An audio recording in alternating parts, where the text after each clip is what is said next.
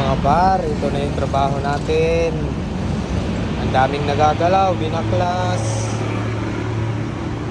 Yan, binaklas yung timbangan. Yung conveyor ng timbangan. Tapos yun, ito yung frame ng imbudo. Yan. Tapos ito na yung ginawa natin mga par, bagong conveyor belt. Yan. So ngayon, pagpatuloy ito ngayon, si set up. Baklas lahat. Yung gear motor, baklas. Yan. Ito, gear motor, gearbox.